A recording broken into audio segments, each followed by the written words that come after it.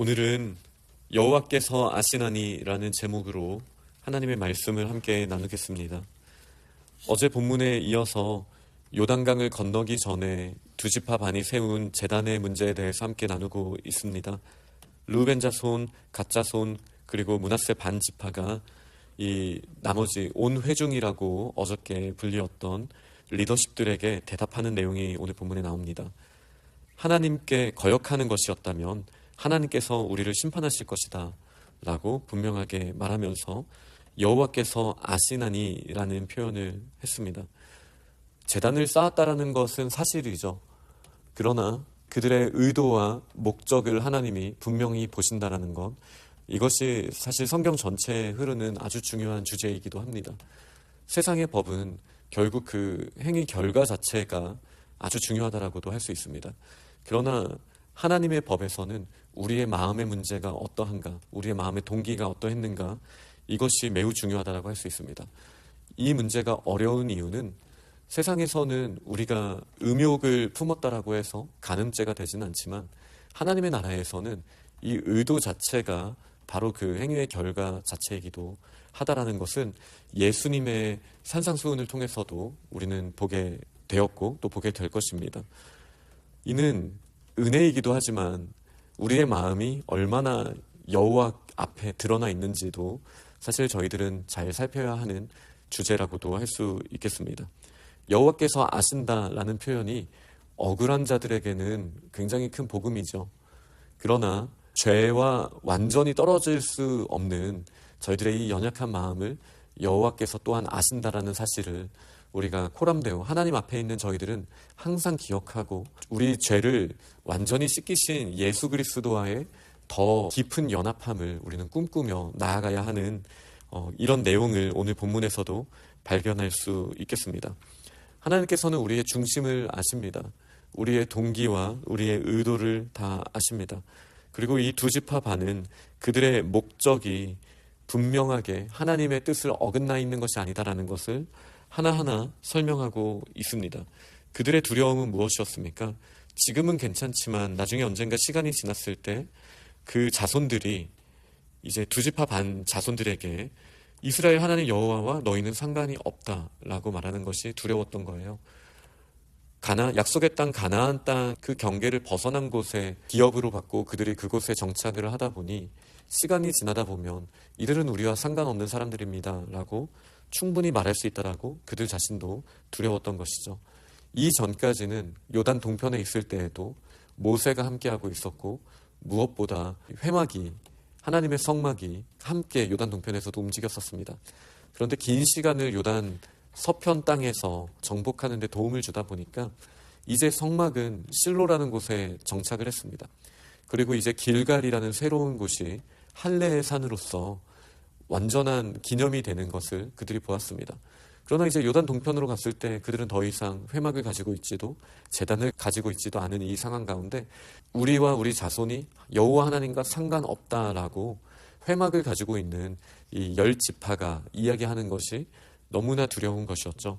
오늘 본문에 이 요단 동편에 있는 그룹을 므낫세 반지파를 포함해서 처음에는 이야기를 하지만 이제 뒤로 보면 므낫세 반지파는 아닌 르우벤과 갓 자손에 대한 이야기로 오늘 내용이 묘사가 됩니다.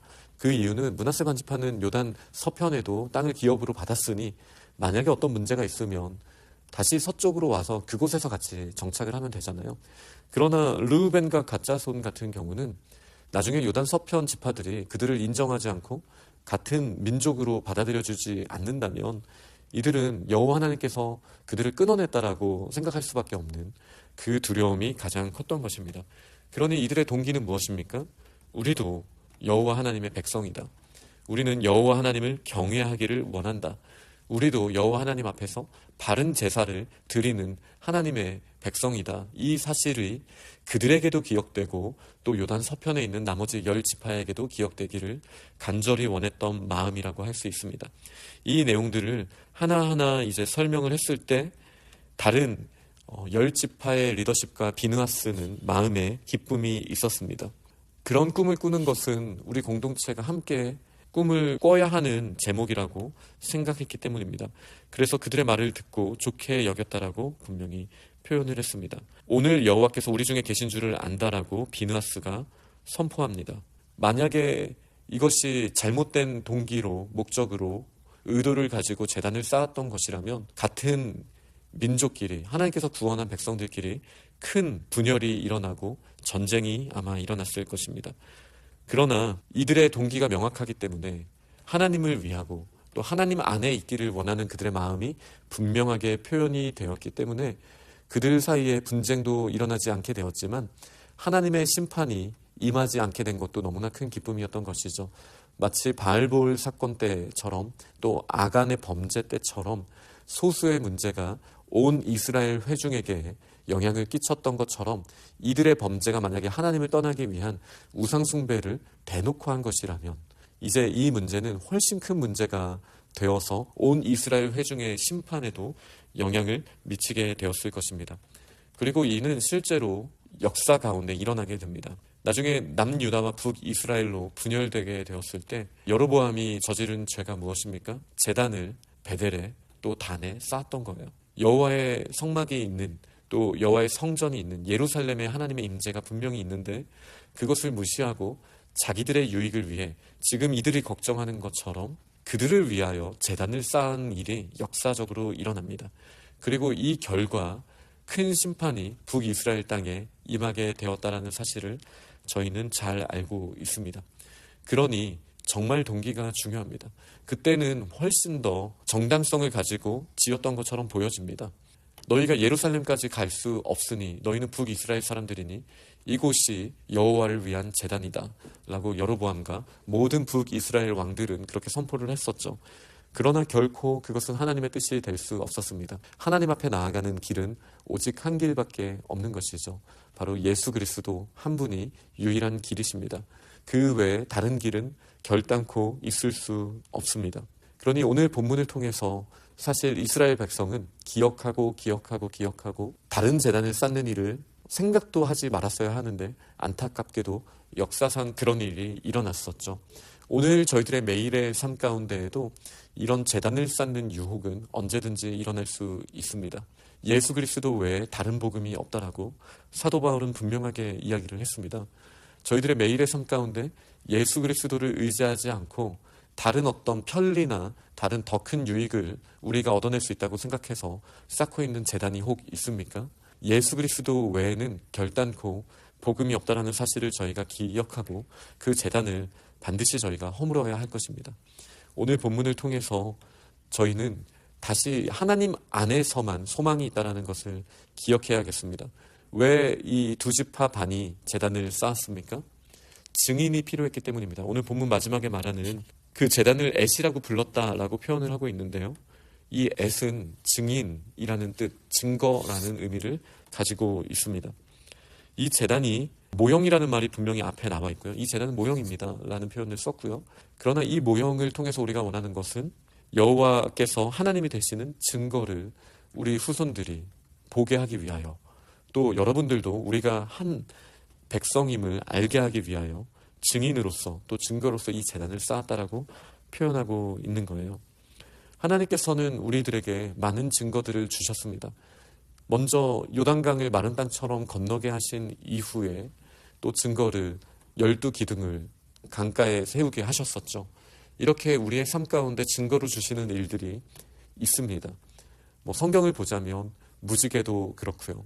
또 안식일 같은 절기도 시간 가운데 하나님께서 주신 증거라고 할 수 있습니다. 그리고 예전에는 할례를 통해서 우리의 몸에도 하나님께서 증거를 주셨죠. 성령의 세례를 받았다는 것이 또 우리 개인에게도 증거가 됩니다. 이렇게 시간과 공간과 그것을 통과하는 저희들에게도 하나님께서는 분명히 증거를 주셨습니다.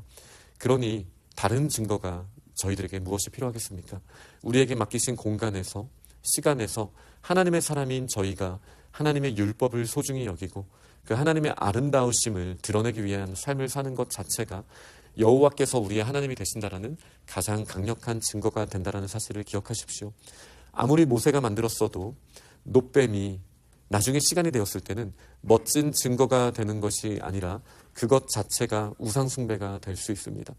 그러니 하나님의 말씀을 순전하게 지키고 예수 그리스도의 복음 안에서 그 구원을 적용하면서 살아가는 것 자체가 여호와께서 우리의 하나님이 되신다라는 증거가 된다는 사실을 기억하고 우리의 매일의 삶 가운데 여호와께서 다 아신다라는 사실, 이 사실을 우리가 앞에다가 두고 우리의 매일의 삶 가운데 하나님의 뜻이 펼쳐지는 놀라운 역사가 일어나기를, 그래서 사람들이 저희의 삶을 보고 하나님께서 우리의 하나님이신 증거라는 이 믿음의 선포를 할 수 있는 저희들의 삶이 다 될 수 있기를 간절히 축원합니다. 아멘.